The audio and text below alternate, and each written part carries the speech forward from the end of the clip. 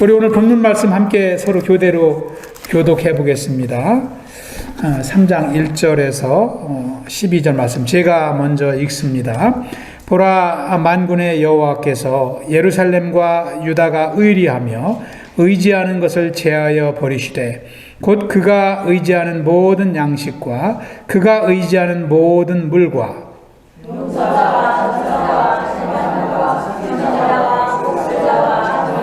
오십부장과 귀인과 모사와 정교한 장인과 능란한 요술자를 그리하실 것이며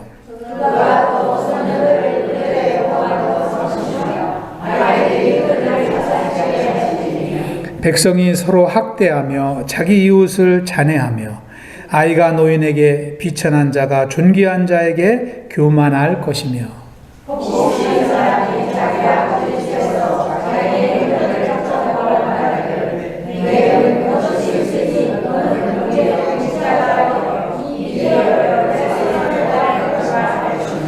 그날에 그가 소리를 높여 이르기를 나는 고치는 자가 되지 아니하겠노라. 내 집에는 양식도 없고 의복도 없으니 너희는 나를 백성의 통치자로 삼지 말라 하리라.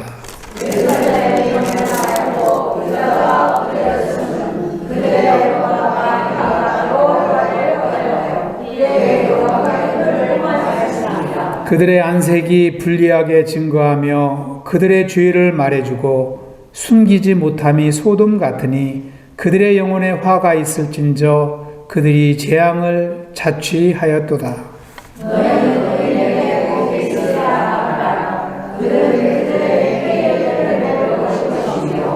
악인에게는 화가 있으리니 이는 그의 손으로 행한 대로 그가 보응을 받을 것임이니라. 내 백성을 학대하는 자는 아이요 다스리는 자는 여자들이라. 내 백성이여 내 인도자들이 너를 유혹하여 네가 다닐 길을 어지럽히느니라. 아멘. 아멘. 예, 세 번째 이사야서 말씀입니다. 우리가 방금 전에 2장 3절 우리 함께 암송하였듯이 우리가 지난주 말씀은 이사야서 2장 1절에서 4절 말씀을 통해서 우리가 여호와의 산에 오르며 야곱의 하나님의 전에 이르자. 죄악 가운데 있는 이스라엘 백성들을 향하여 선지자 이사야는 이와 같이 소망의 메시지를 선포하였습니다. 우리 2장 3절 다시 한번 암송해 보겠습니다. 2장 3절 지난주 나눈 말씀 시작. 많은 백성이 가며 이르기를 우리가 여호와의 산에 오르며 야곱의 하나님의 전에 이르자. 그가 그의 길을 우리에게 가르치실 것이라. 우리가 그 길로 행하리라 하리니 이는 율법이 시온에서부터 나올 것이요 여호와의 말씀이 예루살렘에서부터 나올 것임이니라. 아멘. 이와 같이 우리가 지난주 나눈 말씀은 소망의 메시지였습니다. 그런데 우리가 참 이제 오늘 나누는 말씀은 그렇지 않습니다. 절망의 말씀이 기록되어 있습니다. 특별히 2장 5절에서부터 22절까지도 이사야 선지자는 유대 백성들의 죄악과 함께 그들을 향하여 선포하기를 너희는 인생을 의지하지 말라. 이런 메시지를 선포합니다. 그리고 더 나아가서 오늘 본문에서는 유다 백성들이 하나님의 심판을 받아서 멸망하게 되는 그런 내용을 구체적으로 기록하고 있습니다.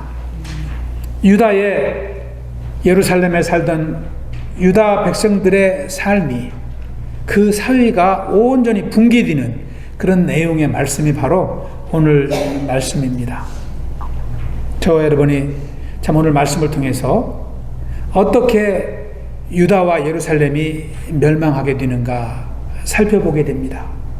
그리고 그 멸망의 원인이 무엇인가 또 우리가 배우게 될 것입니다. 오늘 말씀을 통해서 저와 여러분이 이 땅을 살아가며 또 하나님을 의지하며 살아가는 신앙생활 가운데 교훈을 얻을 수 있길 축원합니다. 먼저 1절을 다시 한번 보시기 바랍니다. 1절에 보시면 이사야 선지자는 보라 이렇게 말씀을 시작합니다. 주 만군의 여호와께서 예루살렘과 유다가 의리하며 의지하는 것을 제하여 버리시되 곧 그가 의지하는 모든 양식과 그가 의지하는 모든 물과 하나님의 심판을 말씀합니다. 유다 백성들, 하나님의 백성들이 의지하는 것들을 없애버리시되 무엇을 없애버리신다고요? 마지막에 보면은 모든 양식과 마시는 물을 없애버린다는 거예요. 여러분, 양식과 물이 떨어지면 인생은, 육신은 죽음을 맞이할 수밖에 없는 것입니다. 하나님이 이렇게 철저하게 하나님의 백성들을 심판하신다는 것을 말씀하고 있는 것입니다. 물과 양식은 생활의 가장 기본적인 필수품입니다. 이것이 없으면 살 수가 없는 것입니다. 또 뿐만 아니라 2절, 3절을 보시면 나라의 정치와 군사력을 무너뜨린다고 말씀하십니다. 용사와 전사들이 죽는다는 것입니다. 또 재판관들이 죽음을 맞이한다는 것입니다. 또 3절에도 보면은 50부장, 또 귀인들 다 그냥 남겨두지 않는다는 것이죠. 50부장은 군사의 지휘관을 말하는 것입니다. 또 이어서 나라의 운명을 걱정하고 예언하는 사람들을 다 없앤다는 것이죠. 2절에 보면은 선지자, 또 점쟁이, 복술자, 3절에 보면은 요술자, 이들은 점을 치면 나라를 걱정하고 또 백성들을 인도했던 인도자들이었습니다. 그런데 하나님이 이들을 다 없애버리신다, 이렇게 말씀하는 것입니다. 또 아울러 3절에 보면은 장인도 그냥 두지 않습니다. 이 장인이라는 것은 기술자지요. 나라의 기술자들이 없어지면 나라가 번성할 수가 없을 것입니다. 그리고 결국은 4절에서 뭐라고 말씀합니까? 4절을 보시면 그가 또 소년들을 그들의 고관으로 삼으시며 아이들이 그들을 다스리게 하시리라. 나라의 모든 지도자와 기술자와 군인들, 리더들이 다 죽음을 맞이하니까 나라를 통치하고 인도할 사람이 없어지는 것이죠. 그래서 누가 나라를 통치한다고요? 어린이들을 나라의 백성 인도자로 삼는다는 것입니다. 여러분, 이쯤 되면 나라가 무너지는 것입니다. 어린이들이 어떻게 나라를 다스릴 수 있겠습니까? 사회 질서가 무너지고 이제 남유다는 더 이상 버틸 수 없는 국가가 되는 것입니다. 그래서 어려움에 처한 사람들은 마지막 수단으로 피를 나눈 형제들에게 찾아가서 부탁을 합니다. 그 말씀이 6절, 7절에 나와 있습니다. 6절에도 보시면 혹시 사람이 자기 아버지 집에서 자기의 형제를 붙잡고 말하기를 내게는 겉옷이 있으니 너는 우리의 통치자가 되어 이 폐허를 네 손아래 두라 할 것이면, 7절에 보시면 그날에 그가 소리를 높여 이르기를 나는 고치는 자가 되지 아니하겠노라. 내 집에는 양식도 없고 의복도 없으니 너희는 나를 백성의 통치자로 삼지 말라 하리라. 친형제도 혈육도 서로 믿지 못하고 의지하지 못하는 삶으로 변해버린다는 거예요. 누가 이렇게 만드셨어요? 하나님이. 누구를요? 하나님의 백성들을. 이와 같이 예루살렘에 머물던 유다의 모든 백성들은 정치적으로, 경제적으로, 사회적으로, 또 가정적으로 모든 체계가 다 붕괴되는 것입니다. 이것이 하나님의 심판의 모습을 예언하고 있습니다. 멸망을 예언하고 있습니다. 얼마나 구체적으로 이사야 선지자는 기록을 하고 있습니까? 여러분이 이사야 선지자를 통해서 하나님의 백성들에게 선포한 이 예언은요, BC 587년 바벨론의 느부갓네살 왕이 이 예루살렘을 공격함으로써 실현됩니다. 실질적으로 예루살렘은 온전히 폐허가 되고 남은 유다 백성들은 다 바벨론의 포로로 끌려가게 됩니다. 그것이 역사적으로 기록이 남아있는 것입니다. 하나님은 왜 이렇게 화가 나셨을까요? 하나님은 왜 이렇게 당신의 사랑하는 백성들을 고난으로 심판으로 인도하실까요? 그 이유가 8절에 기록하고 있습니다. 우리 8절 다시 한번 읽어보겠습니다. 시작. 예루살렘이 멸망하였고 유다가 엎드려졌음은 그들의 언어와 행위가 여호와를 거역하여 그의 영광의 눈을 범하였습니다. 아멘. 이 8절에 보면은요, 한마디로 against the Lord, 하나님을 거역했다는 거예요. against, 하나님을 대적했다는 거예요. 누가요? 하나님의 자녀와 백성들이 하나님을 대적하며 살았다는 거예요. 두 번째는요, defying His glorious presence, 하나님의 영광스러운 임재를 모독했다는 거예요. 그렇게 그들의 삶이 하나님을 거역하고 하나님의 영광스러운 그 이름을 모독하며 살았기 때문에 하나님은 그들을 심판할 수밖에 없었다라고 기록을 하고 있습니다. 여러분 8절을 다시 한번 보시면 무엇으로 하나님을 대적하고 하나님의 영광스러운 임재를 모독했을까요? 유다가 엎드러졌으면 그들의 언어와 행위가 그랬다는 거예요.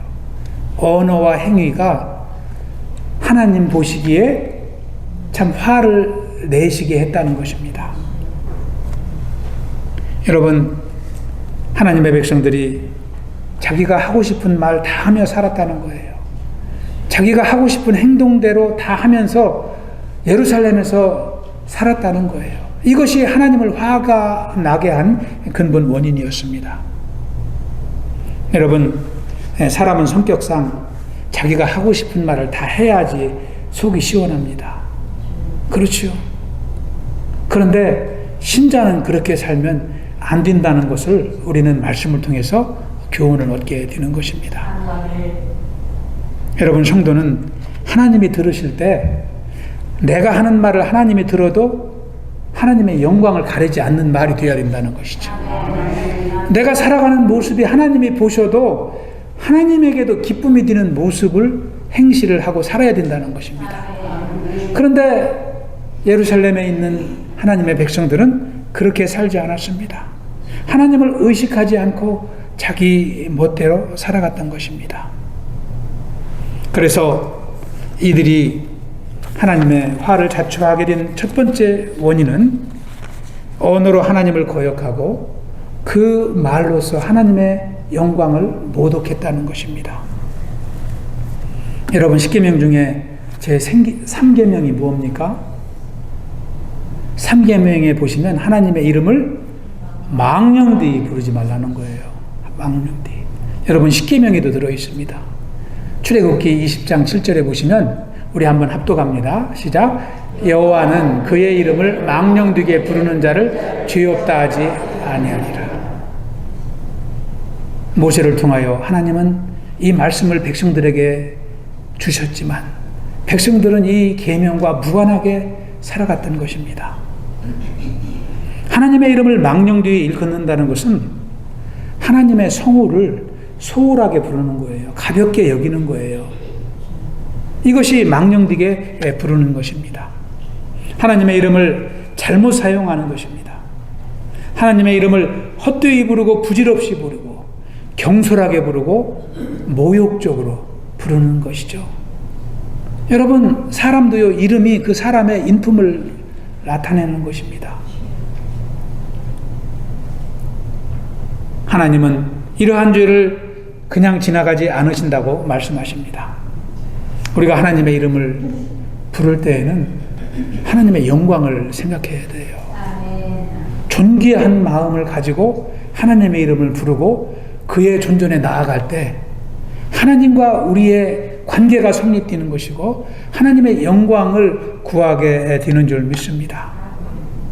여러분, 우리가 또 신앙생활 가운데 하나님의 이름을 부르지만 하나님의 말씀에 순종하지 않는 것은 또 하나님의 이름을 망령되이 부르는 결과를 가져오게 됩니다. 순종이 참으로 중요한 것이죠. 입술로는 주여 주여 하면서 말씀대로 살지 않는다면 그것이 곧 하나님을 조롱하는 것입니다. 하나님을 모독하는 것입니다. 여러분, 예수님도 제자들에게 그렇게 가르치십니다.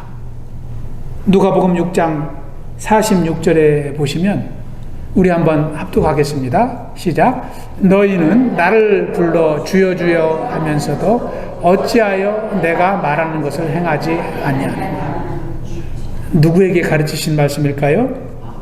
예수님의 제자들에게 하신 말씀이에요. 예수님의 제자들에게. 오늘날 똑같이 하나님의 자녀들에게 주시는 말씀인 줄 믿습니다. 우리는 기도 가운데 또 신앙생활 가운데 말씀을 통해서 깨달은 바, 주님 앞에 결단하고 수원하는 것들, 그런 것들을 우리가 하나님 앞에 신실하게 지켜나가야 될 줄 믿습니다. 그것이 하나님의 영광을 구하는 신자의 삶인 줄 믿습니다. 유다 백성들은요, 이렇게 제멋대로 살았지만 그 죄를 전혀 깨닫지 못했어요. 죄가 죄인지를 몰랐어요. 언어로 죄를 짓고 행실로 죄를 지었지만 알지 못했습니다.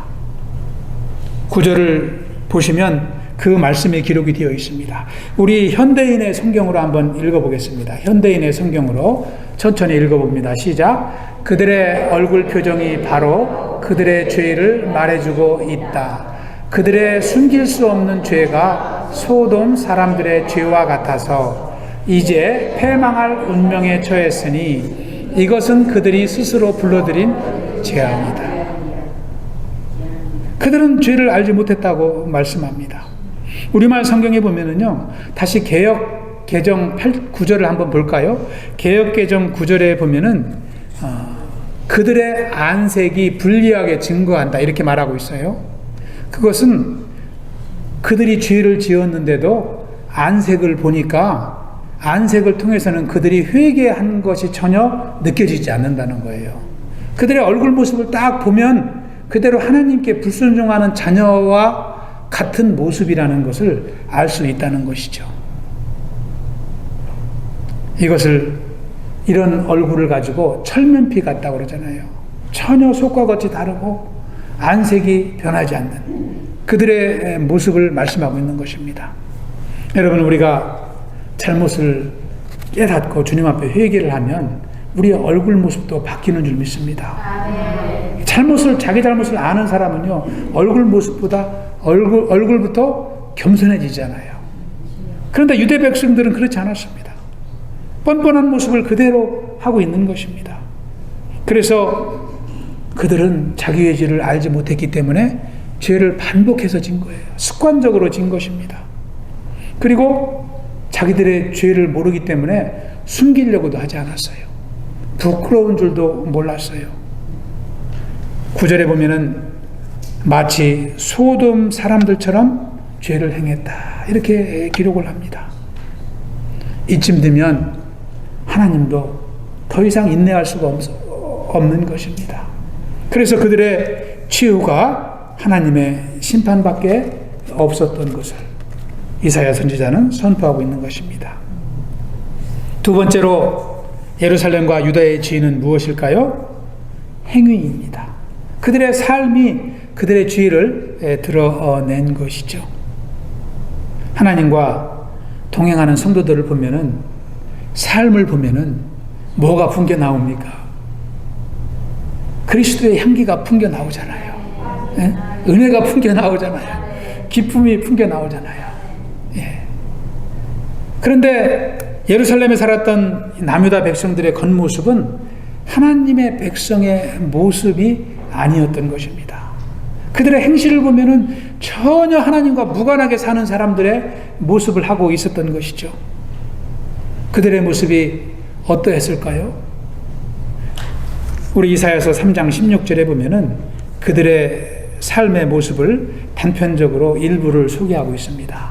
우리 천천히 한번 읽어보겠습니다. 시작. 여호와께서 또 말씀하시되 시온의 딸들이 교만하여 느린 목 정을 통하는 눈으로 다니며 아기작거리며 걸으며 발로는 쟁쟁한 소리를 낸다 하시도다.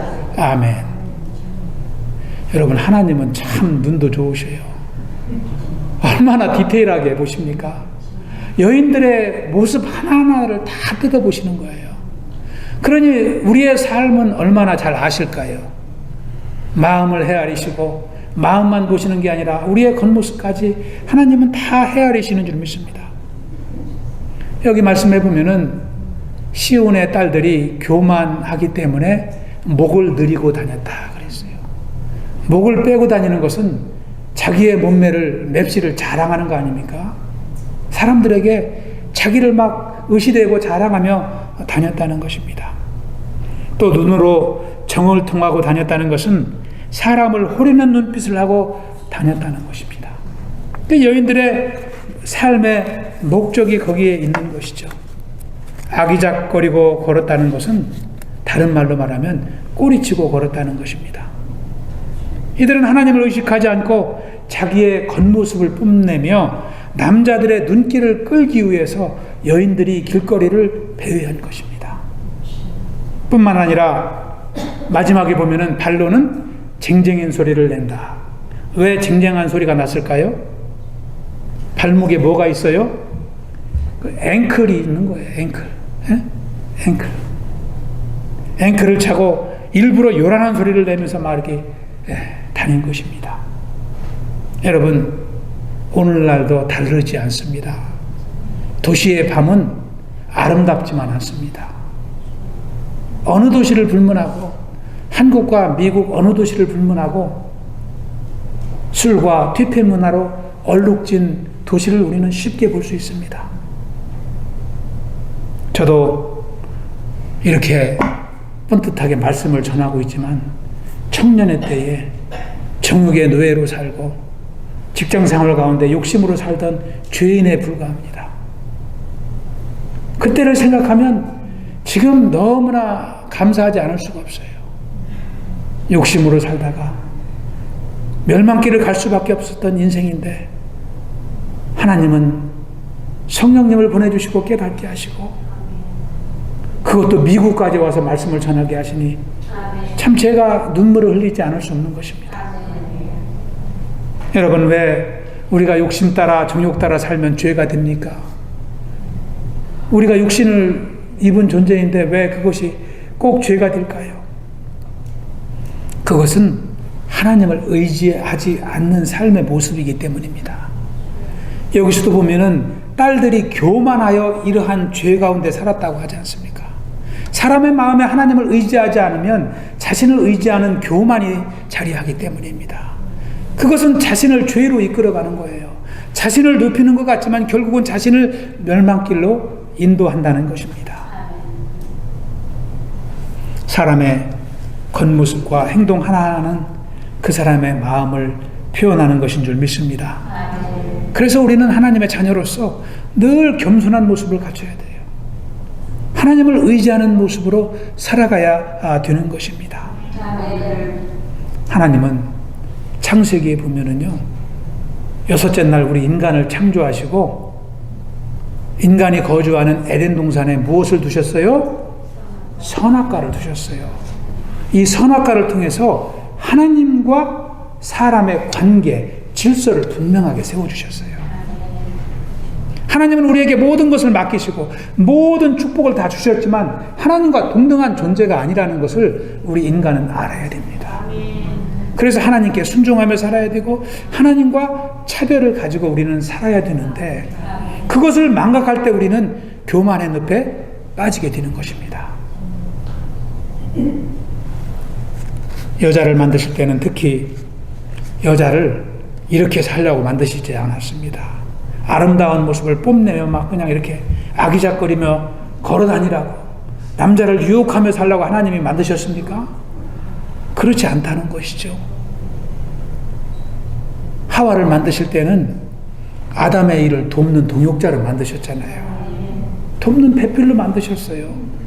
그래서 여자는 늘 남편을 돕고 주의 일을 섬기고 그런 겸손한 모습을 살아가야 됩니다. 그 일을 위해서 기도하고. 그런데 예루살렘의 여인들은 그런 모습이 전혀 없었던 것입니다. 겸손하지 않고 다소곳하지 않고 순종하지 않고 자기 의를 드러내며 뽐내며 미모를 드러내며 살았던 것입니다. 얼마나 요란했을까요? 여러분, 언젠가 플로리다 한 법원에서 음주운전자에게 재판관이 벌을 내렸는데요, 차량 번호판에다가 이것을 달고 다니라고 재판을 했어요. 뭐 벌금을 받지도 않고 drunk drive, 나는 술주정뱅이 운전사다, 이것을 그 번호판에다 대신 이걸 붙이고 얼마 정도 다니고 다니라고 이렇게 재판을 내렸어요. 벌금 내는 것보다 더 힘들겠죠. 술맛이 아마 다 떨어졌을 것입니다. 하나님은요, 유다 백성들에게, 그 요란하게 하고 살았던 그 백성들에게 그것이 다 모두 자기의 수치로 돌아가게 하십니다. 그들의 추악한 모습을 다 드러내시고 그들의 교만한 모습을 다 드러내시고 심판하시는 거예요. 우리가 하나님께 인정받는 삶을 살기 위해서는 하나님을 두려워하고 하나님의 영광을 위해서 살아야 될 줄로 믿습니다. 우리가 주일을 맞아서 구별되어 하나님을 예배하는 것, 이것이 하나님을 두려워하기 때문인 줄 믿습니다.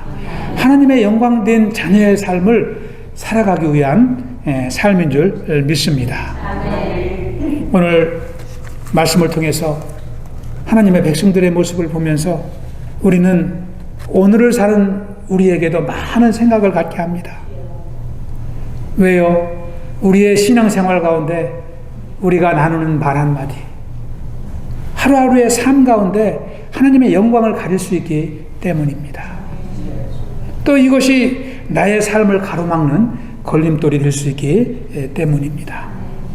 때로는 우리도 한마디 말로 이웃에게 상처를 줄 수가 있습니다. 또 우리의 행실을 통하여 교회 공동체에 아픔을 줄 때도 있어요. 그런 삶을 우리는 돌아봐야 될 줄로 믿습니다.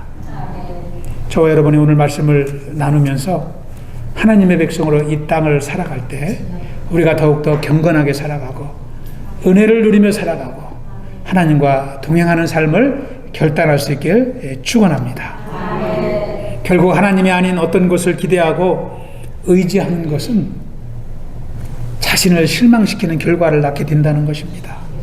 뿐만 아니라 영원한 파멸에 이르게 된다는 것을 우리는 교훈으로 배워야 할 줄로 믿습니다. 때로는 세상에 있는 것들이 우리의 삶을 만족하게 하고 기쁨을 주는 것까지 느껴질 때가 있습니다. 그래서 우리는 그것을 위해서 땀을 흘리고 노력하며 살게 되는 것입니다. 그런데 오늘 말씀을 통해서 분명하게 깨닫는 것은 그것이 하나님의 영광을 위해서 쓰여지지 못하면 나에게도 영광이 되지 못한다는 것입니다. 하나님을 떠나 누리는 풍족함은 결국 나의 평안을 빼앗아가는 불안의 요소가 되고 하나님 앞에 죄가 된다는 것을 깨달아야 될 줄로 믿습니다. 할렐루야. 그러나 오늘 말씀해 보시면 하나님은 믿음의 백성들을 축복하십니다. 이 죄악 속에서도 구별되이 이사야와 같이 하나님을 의지하며 하나님의 말씀을 묵상하며 순종의 삶을 사는 백성들이 있습니다. 하나님은 이 멸망 속에서도 심판 속에서도 이러한 인생들을 구별하시고 축복하십니다.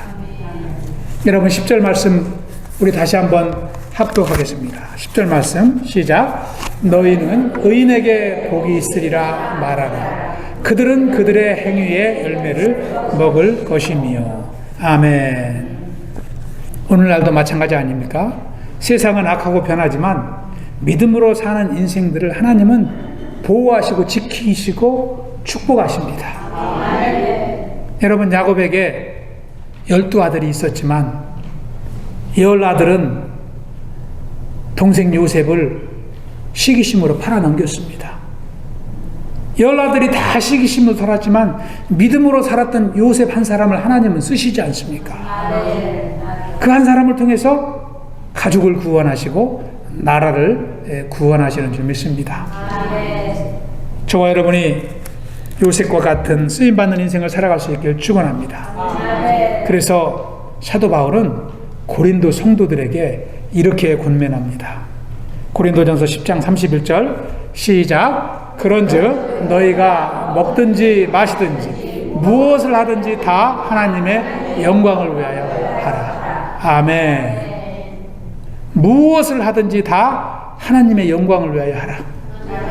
말을 하든지 행실을 하든지 무엇을 사용하든지 무슨 일을 하든지 하나님의 영광을 생각하고 하면 하나님이 우리를 의인으로 축복하시고 승리의 인생으로 인도하시는 줄 믿습니다. 할렐루야. 이번 주 짧습니다. 이 말씀 묵상하면서 또 암송하면서 선포하면서 우리가 은혜 받기를 축원합니다. 여러분, 우리 인생의 진정한 피난처는 어디일까요? 고향 산천이 있는 한국입니까?